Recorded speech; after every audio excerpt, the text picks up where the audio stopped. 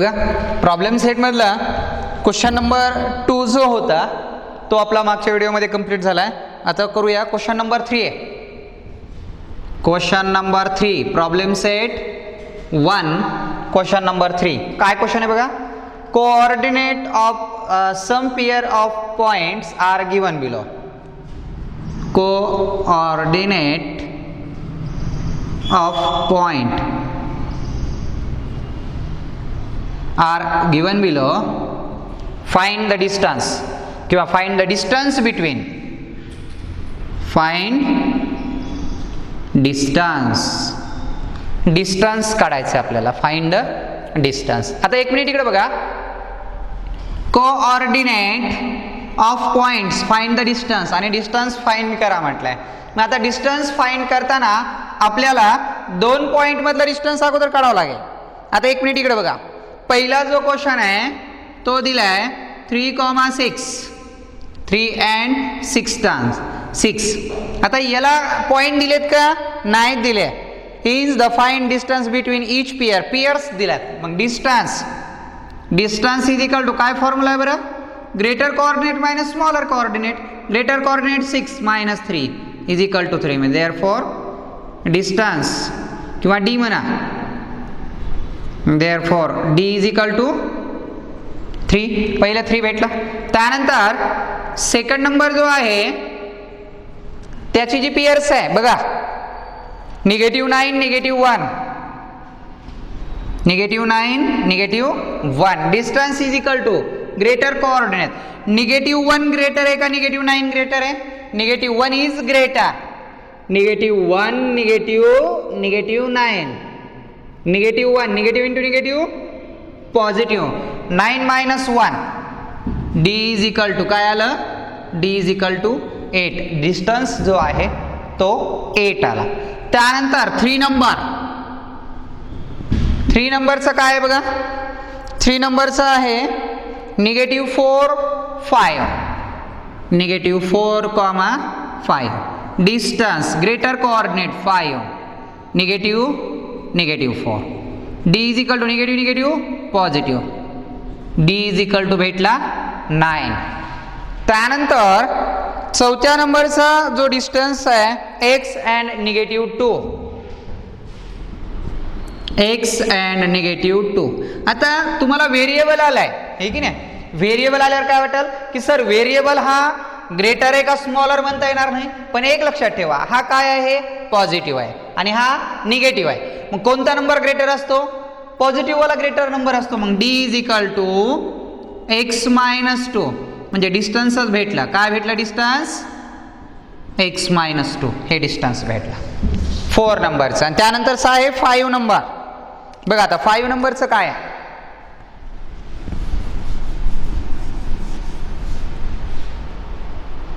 Five number x plus 3 and x minus 3. आता या दोन्हीमध्ये कोणता ग्रेटर नंबर असेल. आता एक लक्षात ठेवा कधीही लक्षात ठेवा ॲडिशन होणं ही जी असेल ती सबट्रॅक्शन पेक्षा काय असणार डेफिनेटली मोठीच असणार आहे. मग आता समजा x ची किंमत 2 आहे. किती आहे 2. 3 आणि 2 5 होणार आणि 2 मधून 3 गेले -1 म्हणजे ग्रेटर नंबर हा डेफिनेटली पॉझिटिव्हच असतो. मग distance is equal to x plus 3 minus x minus 3. बघा x plus 3 as it is plus minus into minus plus. हे बघा x कॅन्सल झाले का. निगेटिव्ह x पॉझिटिव्ह x आहे. हे दोन्ही positive. 3 plus 3 6. Distance is equal to 6 किंवा d is equal to काय आला 6 आला. म्हणजे क्वेश्चन नंबर 3 मधला जो 5 आहे तो भेटला d is equal to 6. Okay. त्यानंतर बघूया 7 नंबर. त्यानंतरचा आहे 7 नंबरचा. बघा 7 नंबर काय आहे -25 -47 -25 -47 -25 and -47. डिस्टन्स काढायचं आहे. D is equal to greater coordinate -25, -47, -25, negative into negative positive, 47 minus 25, 7 मधून 5 गेले, किती राहिले 2, 22. D is equal to 22. Plus minus minus चिन्ह मोठ्या संख्येचा म्हणजे पॉझिटिव्हचा. 47 मधून 25 गेले 22, 22 रिमाइंडर उरला. आणि त्यानंतरचा आहे 7 नंबरचा. 7 नंबरचा जो आहे तो बघूया. 7 नंबरचा कोऑर्डिनेट आहे 80, -85, 80 and -85. Distance is equal to greater coordinate 80 minus -85, 80 plus 85, 165 वाला डिस्टन्स.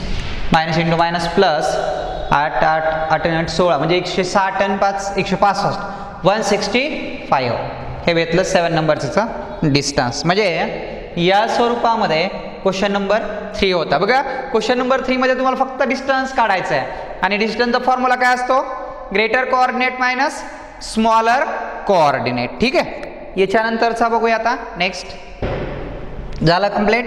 हा क्वेश्चन नंबर 3 होता. त्यानंतर बघूया आता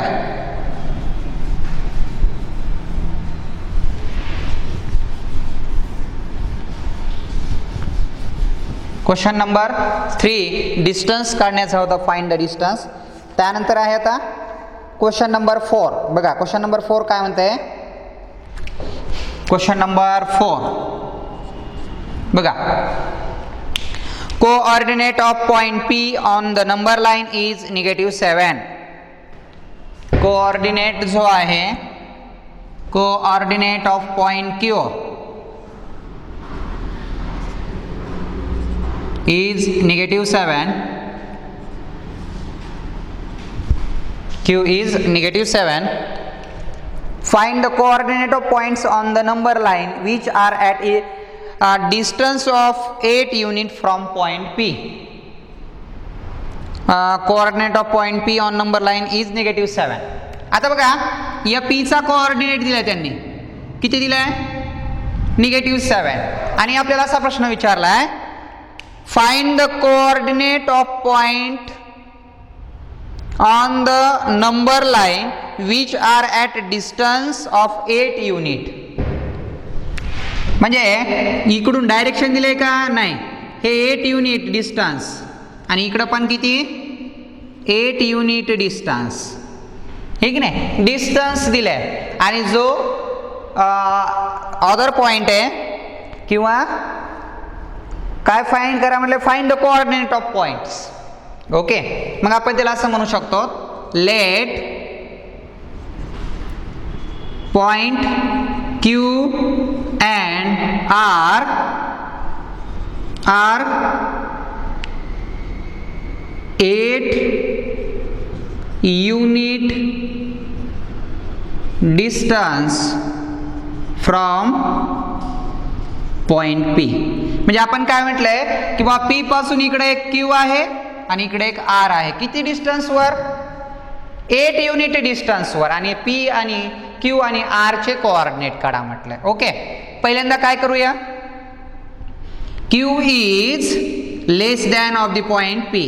म्हणजे Q चा जो कोऑर्डिनेट आहे तो P पेक्षा लहान आहे, याचा अर्थ तो निगेटिव्ह आहे. मग डिस्टन्स काढायचं आहे आपल्याला, डिस्टन्स ऑफ PQ. मग मला सांगा Q चा कोऑर्डिनेट लहान आहे कोणापेक्षा, P चा. म्हणजे P चा कोऑर्डिनेट काय आहे, ग्रेटर आहे. P चा कोऑर्डिनेट किती आहे, -7 मायनस Q. डिस्टन्स किती आहे, 8 आहे. 8 is equal to -7 minus -Q. हे Q निगेटिव्ह आहे, तिकडे आल्यावर काय होणार, पॉझिटिव्ह. आणि हे 8 जे आहेत ते काय आहेत, पॉझिटिव्ह आहेत. पुढे गेल्यावर काय होणार, निगेटिव्ह. बरोबर, मग काय येणार बघा, मग therefore Q is equal to, जो Q आहे, Q काय येणार, 8 आणि 7 15, 15. देअरफॉर जे distance of distance of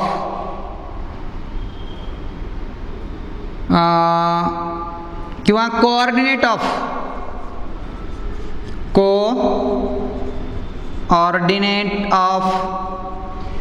point Q is 15.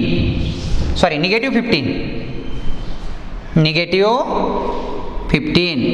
3 रेषा दाखवा. 3 रेषा दाखवल्याचा अर्थ म्हणजे नॉट इक्वल आहे, कोऑर्डिनेट असतो. ठीक आहे, -15 म्हणजे इकडे जो असेल Q तो किती 8 युनिटवर असणार. कोणता कोऑर्डिनेट असणार? -15. आता R पण काढावं लागेल, हे की नाही. आता आरचं डिस्टन्स काढावं लागेल आपल्याला.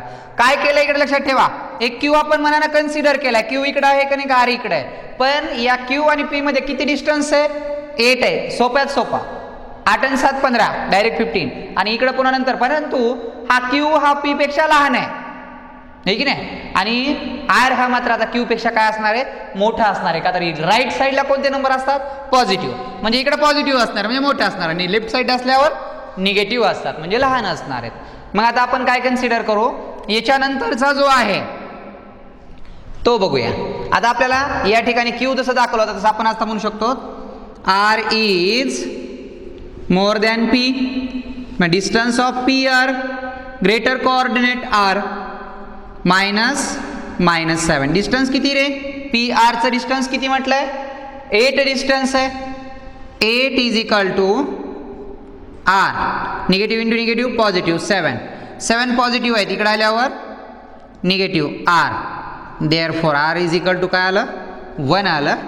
Therefore coordinate of R is positive 1. Coordinate of R is point R is 1. मग आपल्याला प्रश्न विचारला होता त्यांनी, find the coordinate of points on the number line which are at a distance 8 unit from point P. And therefore म्हणजे coordinate कोणते असणार? -15 and 1 is 8 unit distance from point P. कोणते असणार मग? -15 and 1. -15 and 1 हे जे आहेत, हे दोन कोऑर्डिनेट जे आहेत, हे की नाही, जे या पॉईंटपासून काय आहेत? इक्विडिस्टंट, 8 युनिट डिस्टन्सवर आहेत. म्हणजे असं आपल्याला म्हटलं किंवा -7 पासून इकडं 8 युनिटवर कोणता कोऑर्डिनेट असेल? मग कोणता कोऑर्डिनेट काढला आला तो? -15. आणि इकडे कोणता असेल? 1. का तर क्यू आपल्याला माहिती आहे, नंबर लाईनवर जसं तुम्ही लेफ्ट साईडला जाल तसं नंबर लाईन काय होत होते? लहान लहान होत जाते, म्हणजे निगेटिव्ह नंबर असतात. आणि राईट साईडला काय असतात? पॉझिटिव्ह नंबर असतात. कळालं का क्वेश्चन? लेफ्ट साईडला कधीही लक्षात ठेवा, लेफ्ट साईडला जो पॉईंट दाखवला असेल तो लहान दाखवायचा, आणि राईट साईडला जो असेल तो त्या पॉईंटपेक्षा काय करायचं? मोठा आहे असं दाखवायचं. चालतंय. प्रॉब्लेम सेट 1 संपला. त्यानंतर बघूया आता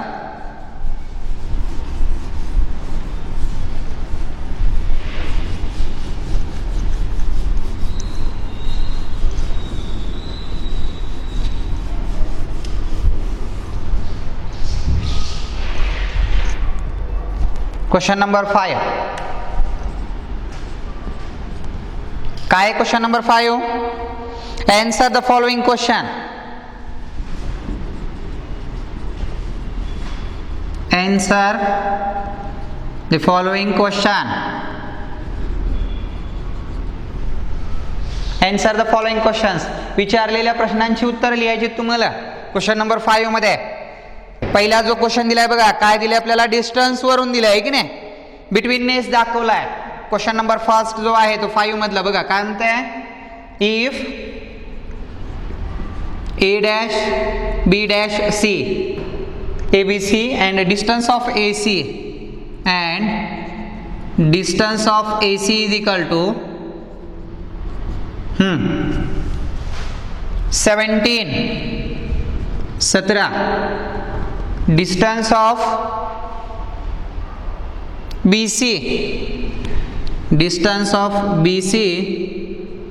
6.5 distance of BC 6.5, then distance AB,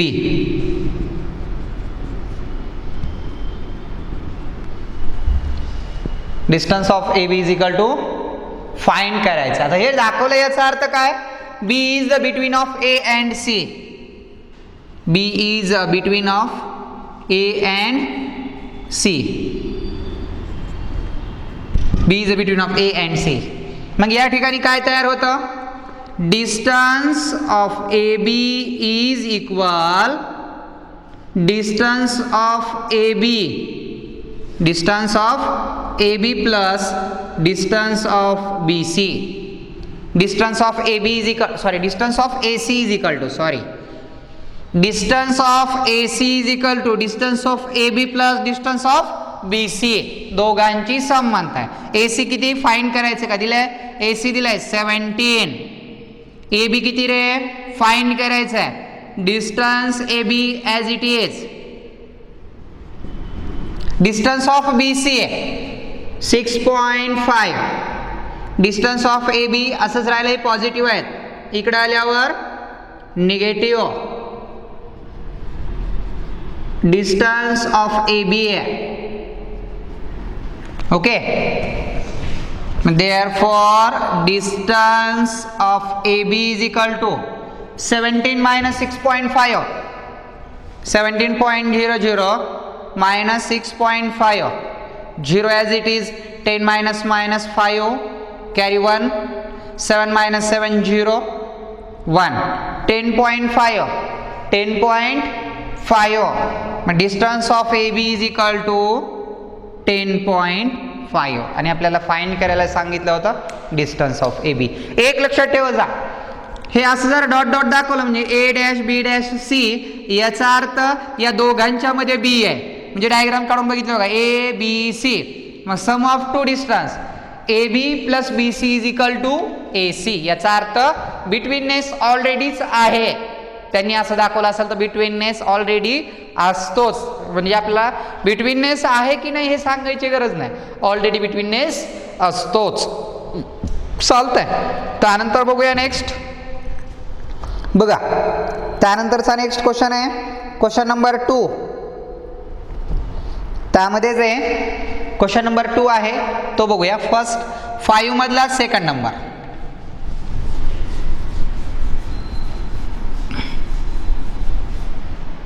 five मधला सेकंड नंबरचा क्वेश्चन बघा काय म्हटलंय, if PQR and distance of PQ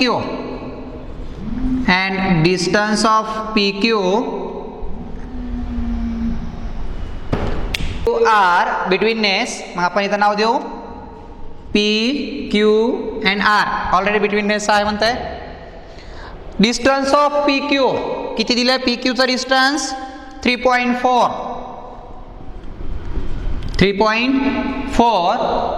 distance QR 5.7, find the distance PR, find काय करायचं, डिस्टन्स PR फाइंड करायचं. ओके, बघा चला आपल्याला या ठिकाणी total distance of PR is equal, distance PR is equal distance of PQ plus distance QR. Okay, बघा distance of PR is equal to distance of PQ plus distance QR. Okay, PR दिलंय, PR distance find करायचं आहे. PR as it is, distance of PR is equal PQ आहे 3.4 plus distance QR 5.7, 7 plus 4 11 ला 1 carry 1, 5 plus 3 plus 1 9, 5 3 8 1 9, म्हणजे distance distance of PR is equal to 9.1. Distance of PR is equal to 9.1. हे distance या ठिकाणी काय झालं आपलं complete आलेलं आहे. म्हणजे तुम्हाला या ठिकाणी बाय डिस्टन्स फॉर्म्युल्यानुसार काय करायचं होतं, तो जो क्वेश्चन होता तो तुम्हाला त्या ठिकाणी सॉल्व करायचा होता. म्हणजे फाइंड द डिस्टन्सच काढायचं होतं. ठीक आहे. त्यानंतर बघूया next question number 6. Problem set मधला जो 6 नंबरचा क्वेश्चन आहे तो आपण आता काय करूया बघूया. बघा 6 नंबरचा काय क्वेश्चन आहे. Question number 6.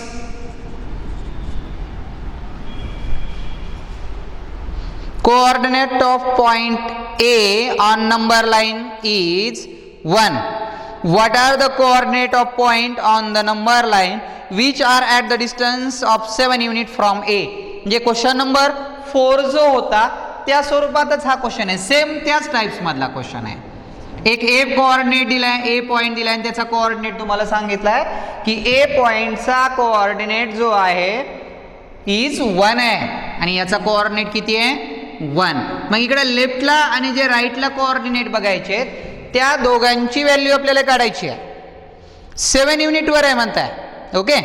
At the 7 units from A and B. मग याला आपण काय करूया बी अँड सी. ओके. बघा let point B and C are 7 unit distance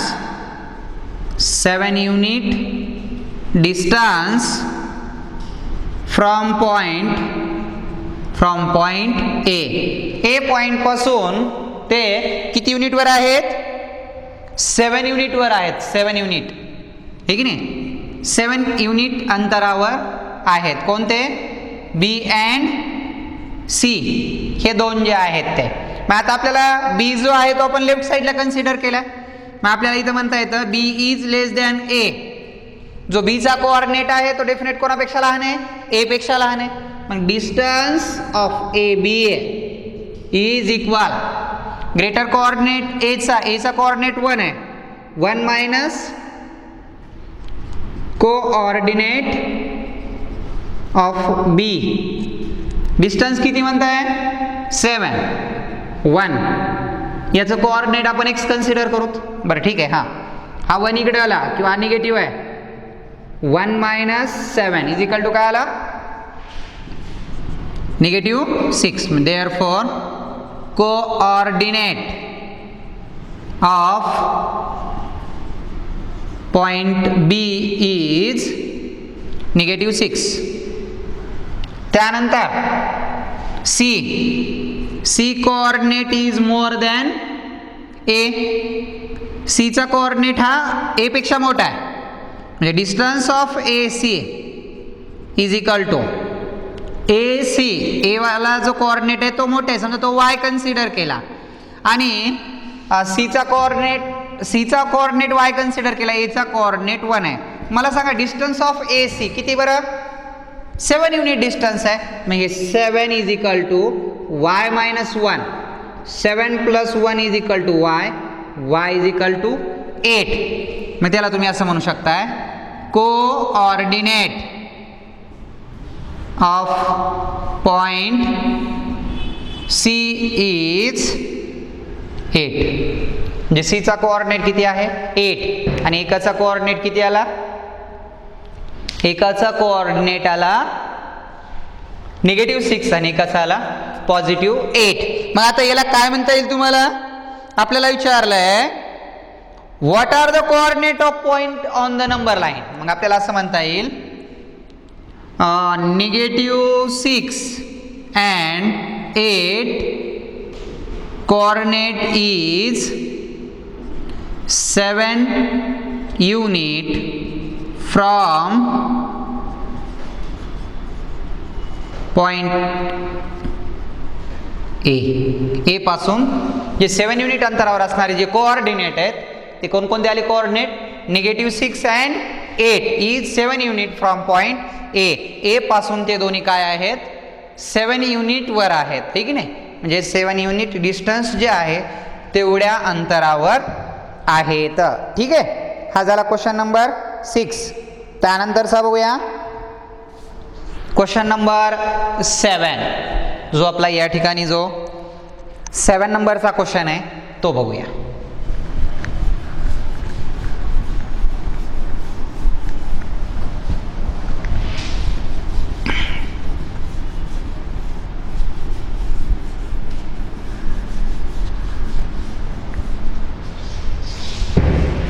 पाचला काय म्हटलंय question number 7. Right the following statement in conditional form. Right the following statement in conditional form. Conditional form मध्ये कन्वर्ट करायचं. बरं आता एक लक्षात ठेवा, कंडिशनल फॉर्म म्हणजे काय असणार आहे. कंडिशनल फॉर्म म्हणजे जे आपण इफ देन असं म्हणतो, ठीक आहे नाही, ज्या पद्धतीनं इफ देनचा वापरायचा होता त्या स्वरूपामध्ये तुम्हाला त्या ठिकाणी कंडिशनल फॉर्म वापरायला सांगितलं. Write the following statement in conditional form. Every rhombus is a square. Okay. त्यानंतर म्हटलं angle is linear pair are supplementary. म्हणजे त्या ठिकाणी तुम्हाला जो इफ देनचा जो आहे कंडिशनल फॉर्म, आता बघा कंडिशनल फॉर्म मध्ये काय म्हटलं जाते की every square is a rectangle. प्रत्येक स्क्वेअर हा काय होऊ शकतंय रेक्टँगल होऊ शकतंय, बरोबर आहे की नाही. परंतु every rectangle is a square होऊ शकते का, होऊ शकत नाही. का तर स्क्वेअरची जे प्रॉपर्टीज आहे होण्यासाठी तो म्हणजे काय, एक बघा स्क्वेअर होण्यासाठी all 4 sides are congruent and each angle right angle. परंतु रेक्टँगल मध्ये काय असते ऑल 4 साइड कॉन्ग्रुएंट असतात का, नाही. तर त्यामध्ये काय असतं अपोजिट साइड आर कॉन्ग्रुएंट, ठीक आहे नाही. त्याच्या काय असतात अपोजिट साइड्स काय असतात कॉन्ग्रुएंट असतात. त्यामुळं आपल्याला या ठिकाणी जो क्वेश्चन तुम्हाला या ठिकाणी विचारलाय तो 7 नंबरचा बघा काय म्हटलेला आहे. तर 7 नंबरच्या क्वेश्चन मध्ये right the following statement in conditional form. Every rhombus is a square. आता तुम्हाला तो करेक्ट आहे का नाही तो सांगायचा आहे. Every rhombus is a square. Every rhombus is a square होऊ शकतंय का बरं, नाही होणार. का होणार नाही, का तर रोम्बस आणि स्क्वेअर होण्यासाठी ईच अँगल काय असावा लागतो राईट अँगल असावा लागतो. जो पहिला काय म्हणतोय एव्हरी रोम्बस. आता एक लक्षात ठेवा रोम्बसची डायग्राम अशी असते बघा, ठीक आहे नाही, थोडासा क्रॉस असतो.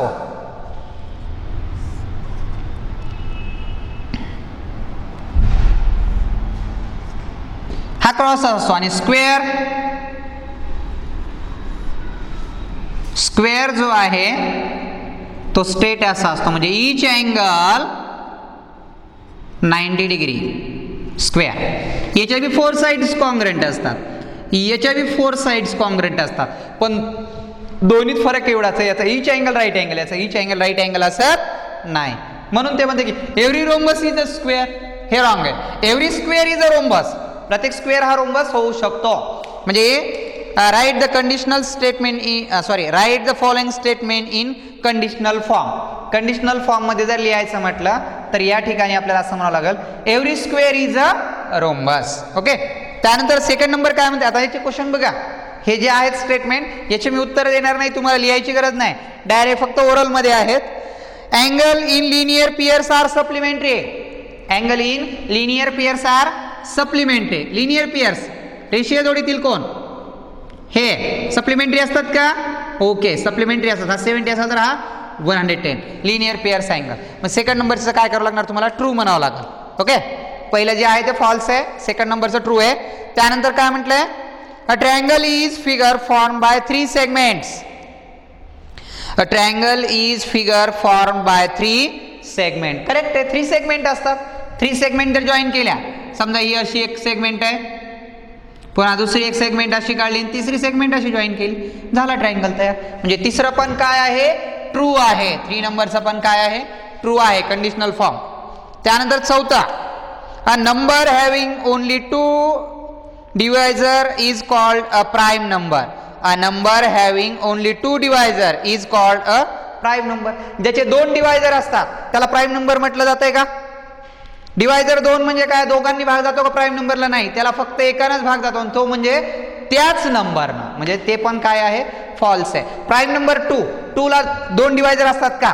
नाही, 2 ला एकच डिवायझर असतो, तो म्हणजे 2च आहे की नाही, तोच अंक, म्हणजे त्याच अंकानं त्या अंकाला डिवाइड होत असेल तर त्याला आपण प्राईम नंबर असं म्हणतो, आहे की नाही. म्हणून ते पण काय आहे? फॉल्स आहे. त्यानंतर 8 नंबरचा क्वेश्चन काय आहे बघा. 7 नंबरचा झाला, याच्यामध्ये काही लिहायची गरज नव्हती, ट्रू फॉल्स स्टेटमेंट दिलेलं होतं. 8 नंबरमध्ये मात्र काय म्हणलंय? Write the converse of each following statement. हे की नाही, तुम्हाला त्या ठिकाणी जे स्टेटमेंट दिलेत त्या ठिकाणी त्यांचे कॉन्व्हर्स लिहायला सांगितलेत. बघा काय म्हणताय? Write the converse of each of the following statement. दिलेल्या स्टेटमेंटचं काय करा? कॉन्व्हर्स लिहा म्हटलंय. काय म्हणलंय? If the sum of measure of angle in figure is 180 degree then the figure is triangle. मग तिथं तुम्हाला काय म्हणावं लागेल? ट्रायंगल अगोदर काय म्हणावं लागेल? If in the triangle, if the figure is a triangle then sum of measure of triangle is 180. म्हणजे कॉन्व्हर्स काय होईल? if the sum of measure of angle is figure is 180 degree then the figure is triangle. Okay, जर त्या त्रिकोणाच्या तिन्ही कोणांच्या मापांची बेरीज 180 अंश येत असेल तर ती डायग्राम ट्रायंगल आहे असं म्हटलं जाते. मग त्याचा कॉन्व्हर्स काय होईल? The given figure is a triangle किंवा the given figure is a triangle. If given figure is a triangle then sum of all angle is 180. Sum of measure of all angle is 180. जर दिलेला त्रिकोण असेल तर त्याच्या तिन्ही कोणांच्या मापांची बेरीज किती असते? 180 अंश असते.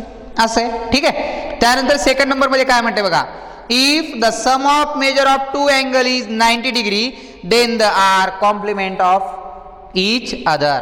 म्हणजे दोन अँगलची बेरीज जर 90 अंश येत असेल तर ते टू अँगल्स आर कॉम्प्लिमेंटरी म्हणताय. मग आपल्याला अगोदर काय म्हणावं लागेल?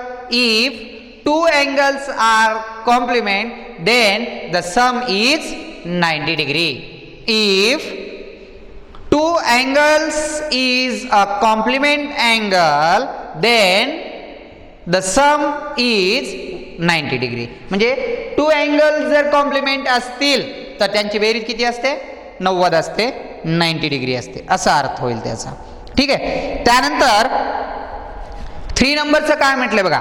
3 नंबर मध्ये म्हटलंय if the corresponding angle formed by a transversal of two lines are congruent then the two lines are parallel. If the corresponding angle formed by transversal of two lines are congruent then the two lines are parallel. म्हणजे तुम्हाला काय म्हटलंय की corresponding अँगलच्या जर piers congruent होत असतील तर त्या लाईन्स काय असतात म्हणताय? पॅरलल असतात. मग याचं कॉन्व्हर्स कसं होईल? If two lines are parallel and their transversal making corresponding angle are congruent. काय म्हणावं लागेल आपल्याला?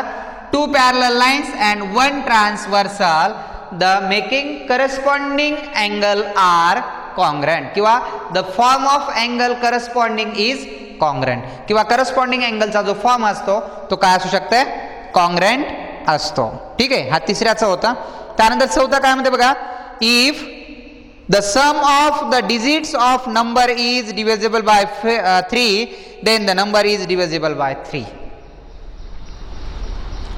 The sum of digit of number is divisible by 3 म्हणजे दोन अंकाच्या बेरजेला, है की नाही, दोन अंकाच्या बेरजेला जर 3 ने भाग जात असेल तर त्या संख्येला 3 ने भाग जातो, है की नाही. मग त्यामध्ये आपल्याला काय म्हणावं लागेल? If the number is divisible by 3 then the sum of two numbers is divisible by 3.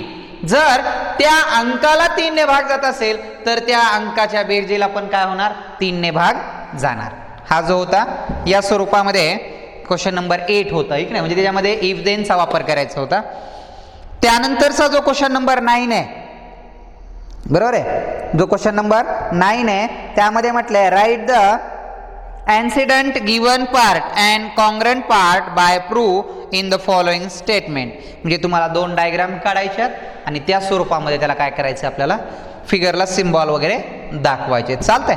जो आता राहिलेला आपला क्वेश्चन आहे 9 नंबर आणि 10 नंबर, तो क्वेश्चन आपण काय करू उद्याला घेऊ आणि नंतर पुन्हा लगेच आपल्याला सेकंड नंबरचा टॉपिक चालू करायचा आहे. याचा पॅरलल लाईनचा जो असेल ते आपण काय करणार आहोत, त्याला पुन्हा नंतर कंटिन्यू करणार आहोत. चालतं. थांबू आपण बाकीचं इथं.